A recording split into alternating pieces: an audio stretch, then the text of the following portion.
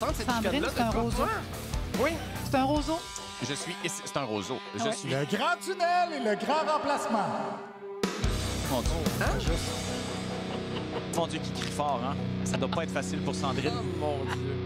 D'abord, un des gros sujets de la semaine, c'est bien sûr la COP 26. Et en marge de cet événement, on a beaucoup parlé du troisième lien de Québec. Le ministre de l'Environnement, Benoît Charette, a déclaré qu'aucune étude environnementale, qu'elle soit fédérale ou provinciale, ne pourrait empêcher la construction du tunnel. Les animateurs de Québec sont quand même inquiets pour la survie du projet. Jérôme Landry du FM 93 nous a ressorti les mêmes arguments qu'il avait pendant le printemps étudiant. Les pro-troisième lien, ils travaillent, ils n'ont pas le temps de manifester.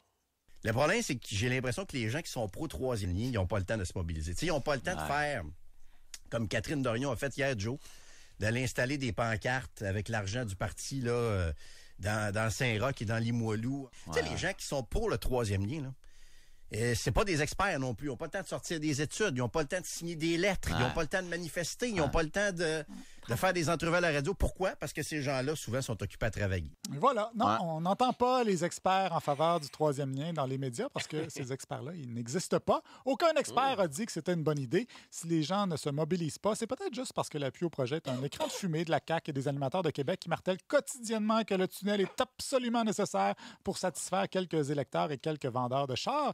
C'est un débat très émotif à Québec. Les gens sont émus, ou comme dirait notre amie Pénélope... Nous, on se retrouve après les infos avec Victor Pilon qui nous a tellement émouvus avec une performance marathon incroyable. Ah, c'est la fameuse conjugaison inclusive, ça, qui inclut des terminaisons qui n'ont pas rapport. Et parlant de performance... Mais vous êtes qui, vous, pour penser que ça s'accorde de même, ému? Ben, c'est ça. Je m'excuse. Trouvez-le. J'ai pas à juger. Parlant de performance incroyable du côté de Radio X, Dominique Moret, lui aussi s'inquiète du futur des transports à Québec. Il a dit qu'elle a appuyé Jean-François Gosselin à la mairie parce qu'il ne veut pas avoir à dire plus tard à ses enfants qu'il ne s'est pas battu pour eux. Je suis en train de me propulser dans le temps. Là. Moi, je crois de moins en moins que le projet va se faire de par la faisabilité, de par les coûts prohibitifs, des coûts complètement ridicules, farfelus. Là. Je veux dire, c'est ridicule. Je veux dire, ça va coûter plus cher que le stade des Rams de Los Angeles.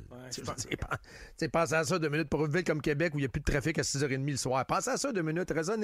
Raisonnons ensemble, puis parlons-nous là, dans le casse. Là. Ça n'a pas de sapré bon sens, ce projet-là. Là. Ça coûte trop cher. C'est qui dit ça, là? Dominique Moret. Ça coûte trop cher et il n'y a presque pas de trafic à Québec. On pourrait penser que c'est un plaidoyer contre le troisième lien à 10 milliards. Non, il parlait du tramway qui va coûter 2 fois moins. Donc, contre le tramway qui coûte trop cher alors qu'il n'y a pas de congestion, pour le troisième lien qui coûte encore plus cher, même s'il n'y a toujours pas de congestion.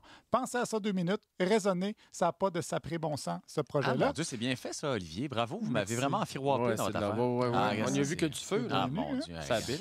Stéphane Dupont du FM 93 aussi est pour le troisième lien, mais il a aussi trouvé, en plus, une solution pour contrer la fonte des glaces due au changement climatique. Quelle est la solution? Gaspillons de l'eau. Non, mais pense-y, c'est pas si fou. Ils me disent, Miami va être inondé, mais si on se met à gaspiller de l'eau. C'est le cycle de l'eau, Stéphane. Là. À un moment donné, ça part en évaporation, puis ça continue à remplir les océans, puis ça repart c'est simple, hein? S'il y a trop d'eau à cause des glaciers qui fondent, gaspillons de l'eau. Comme ça, il y aura moins d'eau. C'est pas évidemment, quel gars dont le métier, c'est de gaspiller sa salive depuis maintenant plus de 15 ans. Aucune objection à gaspiller de l'eau. Et là, vous vous dites sûrement, il niaise, ce gars-là. Mais est-ce qu'il niaise? Si tout se transforme, pourquoi n'est-il pas vrai de penser que s'il y a un réchauffement de la planète, la neige et les glaciers vont se transformer en eau, mais qui vont peut-être prendre la place de ceux-ci?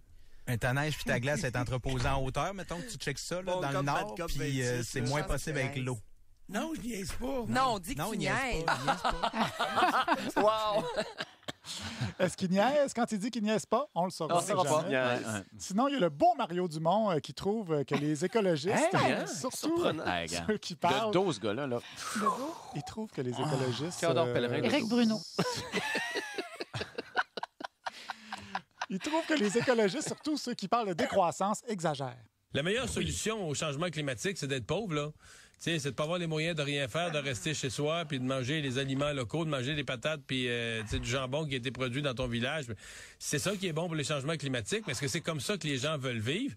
Si un parti politique arrivait avec ça comme programme, est-ce qu'il serait élu? Je suis pas certain. Petit beau dos, petit décevant de face. C'est sûr que présenté comme ça, voter pour moi, on va manger des patates tous les jours, c'est pas si attirant, quoique ce parti-là aurait sûrement le vote de Jean-Sébastien, ce gastronome. Mais avant de sauver la Terre, certains croient qu'il faut sauver Montréal, qui souffre, ça c'est l'autre gros sujet cette semaine, Montréal qui souffre parce que les francophones sont expulsés de la ville, selon Mathieu Bock-Côté à Cube Radio. Autrement dit, on vit médiatiquement dans un monde parallèle, un monde déformé, un monde falsifié, un monde idéologisé. La réalité, elle, nous échappe et pourtant, elle est ressentie par tous.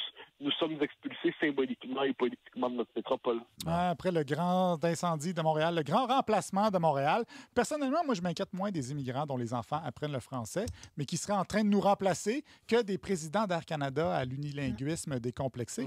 Monsieur Rousseau, dont la mère et la femme sont francophones, sa mère, donc ça fait pas 14 ans, mais bien 63 ans qui refuse d'apprendre le français, 63 ans à résister à sa langue maternelle, puis il faudrait croire que ça le préoccupe quand il n'y a pas de service en français sur un vol Edmonton-Fort McMurray, j'espère que je le prononce bien.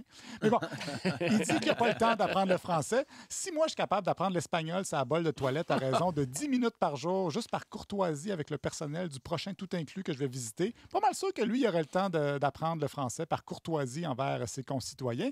Évidemment, tous les politiciens ont dénoncé la chose, même la ministre Petitpois.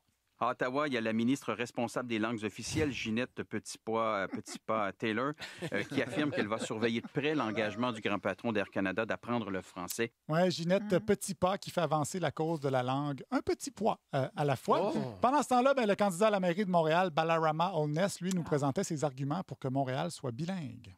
Historiquement, le territoire de Montréal était britannique. On a des anglophones historiques à Montréal qui ont besoin des services en anglais. Ça ferait un bon maire pour la colonie de Montréal, ce monsieur-là. Ouais. La fameuse minorité anglophone historique qui est toujours bien pas pour aller magasiner en français au Holt Renfrew. Pourtant, je suis moi-même un Français historique de Montréal. J'ai pas nécessairement un besoin historique de porter un béret pour autant.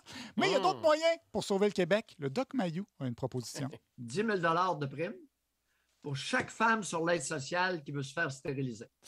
Alors, c'est ma politique nataliste dans le but d'améliorer génétiquement la nation canadienne-française. Pas faux. Ouais, Doc Mayou, qui semble maintenant enseigner au doctorat en eugénisme. Monsieur Doc, qui a toujours quelque chose à dire contre les femmes. Notre ami Patrick Masbourian, lui, est plus inclusif. L'infirmière en question fait le grand écart. Là. De la main gauche, elle prend le pouls d'un patient. De la main droite, le pouls d'un autre patient. Pas un médecin, et avec son...